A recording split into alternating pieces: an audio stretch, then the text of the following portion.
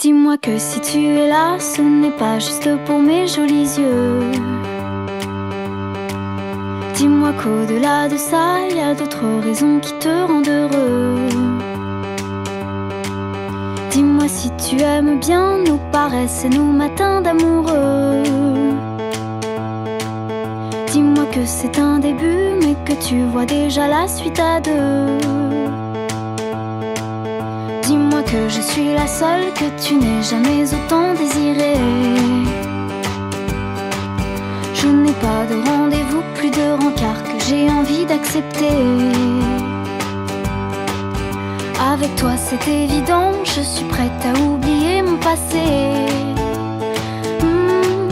J'ai toujours aimé charmer, mais peu importe s'il n'y a qu'à toi que je plais.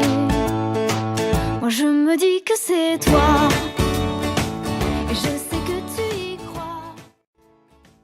Tu es celui qui rythme. Bonjour, bienvenue à Toulouse. Nous sommes sur la base de Capitole. Moi, je m'appelle Duc. Et moi, je m'appelle Red. Moi, c'est Claire. Et moi, Guillaume. Nous allons pour monter la ville rouge. Mais nous n'allons pas avec vous. Nous avons un guide. Il va vous montrer la ville à notre place. Et voici, je vous présente Monsieur Beluga. Merci Kat. Maintenant, je vais vous faire visiter Toulouse. Ici, il y a plusieurs lieux intéressants pour les touristes. Et il y en a pour tous les goûts. Nous allons commencer par la place du Capitole. L'endroit à ne pas rater lorsque vous êtes à Toulouse. La place du Capitole a été construite en 1676. L'initiative a été prise par les Capitouls qui dirigeaient la ville à l'époque, afin de contourner le Parlement de Toulouse, s'opposant à leur projet. Sur le sol, au milieu de cette place, on peut voir une grande croix appelée la croix du Languedoc ou la croix occitane. C'est une croix à 4 branches de même longueur, avec le total des 12 pommettes, symbolisant au départ les 12 apôtres. Elle était le symbole des comtes de Toulouse au Moyen-Âge. La croix est faite en métal par Raymond Moretti et compte 12 cercles représentant actuellement les signes du zodiaque. Aujourd'hui, nous retrouvons des marchés sur la place presque tous les jours. Celui le plus grand est celui du mercredi. Parlons de la place du Capitole, se dresse une église. Il s'agit du couvent des Jacobins. Le couvent des Jacobins a été construit en 1215 pour accueillir les frères prêcheurs, un ordre religieux fondé par Saint Dominique, appelé les Dominicains. Ces bâtiments entièrement faits de briques sont considérés comme des joyaux de l'art gothique languedocien en matière de construction monastique des XIIIe siècle et XIVe siècle. Ils ont été établis pendant plusieurs siècles l'ancienne université de Toulouse jusqu'à sa suppression à la Révolution française. À l'intérieur de l'église, nous trouvons le palmier, considéré comme un chef-d'œuvre unique au monde, s'élevant à 28 mètres de hauteur. Quant aux vitraux, inspirés des roses occidentales du XIVe siècle, ils ont été réalisés par Marc Hencan en 1955. Lorsque nous nous déplaçons de part et d'autre dans chacune des nefs de l'église, nous remarquons que les vitraux du côté sud sont en couleur chaude, alors que ceux du côté nord sont en couleur froide. En sortant du couvent des Jacobins et nous dirigeant vers la Garonne, le renvers de Toulouse, nous remarquons le Pont Neuf. La construction du Pont Neuf a été initiée par les Capitouls et a commencé en 1544 pour remplacer le mauvais état du pont de la Dorade. Il a été construit par l'architecte Nicolas Bachelier. La construction a été interrompue en 1560 par les guerres de religion. Les travaux ont été ainsi achevés en 1632. Le pont est inauguré par le roi Louis XIV en personne, le 19 octobre 1659.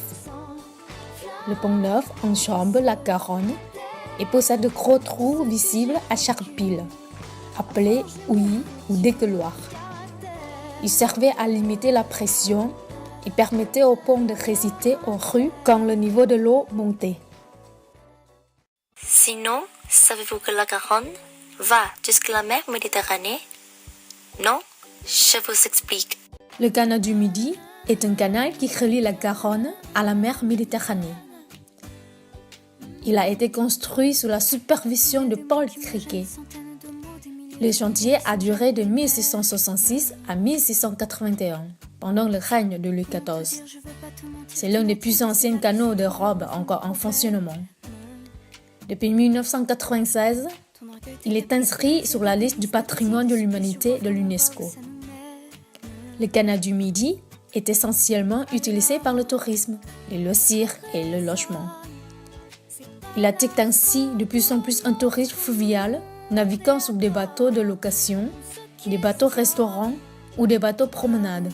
Il permet aussi de pratiquer d'autres sports, essentiellement dans les zones urbaines, comme l'aviron, le cyclotourisme, le patin à roulettes ou la randonnée pédestre sur les berges. Pensez-vous acheter des cadeaux pour votre famille et vos amis? Pourquoi ne pas choisir un produit fait avec de la violette? La violette de Toulouse est l'emblème de la ville de Toulouse. Les premières cultures connues se situent au nord de la ville. Cette culture occupe alors 600 producteurs.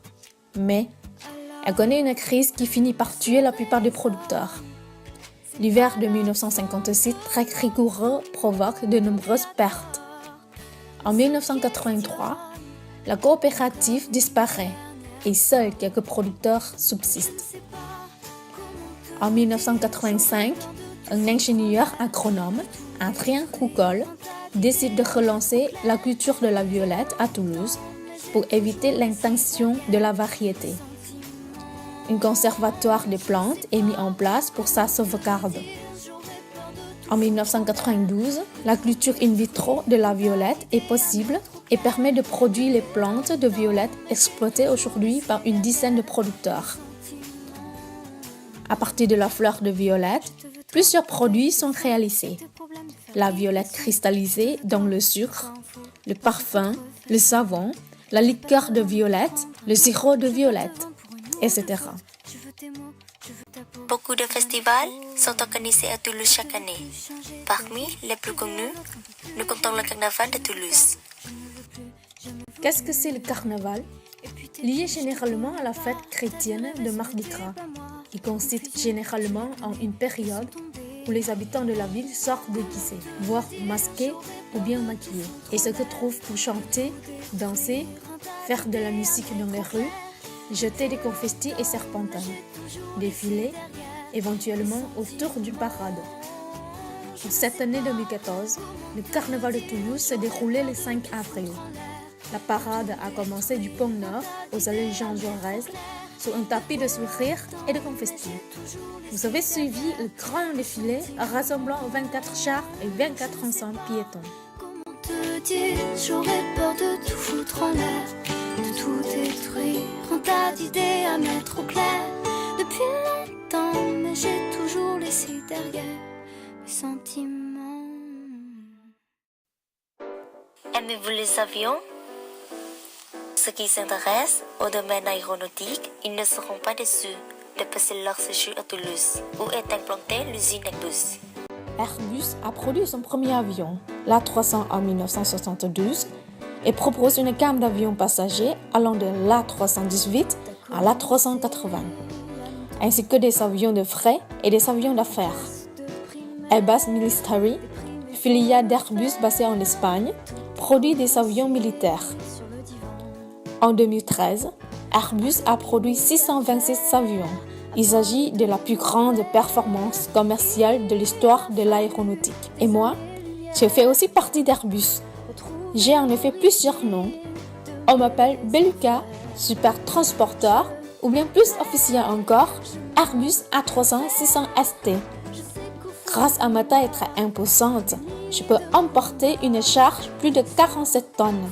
Sur une distance maximale de 2779 km.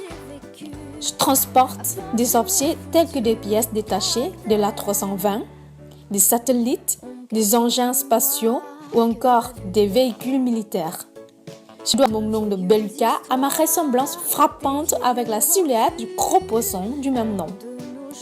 Aujourd'hui, l'usine d'Airbus ouvre la porte pour les touristes qui sont passionnés par le domaine aéronautique. Ils peuvent ainsi voir comment mon cousin l'A380 est assemblé. Beaucoup d'endroits et d'activités vous attendent à Toulouse.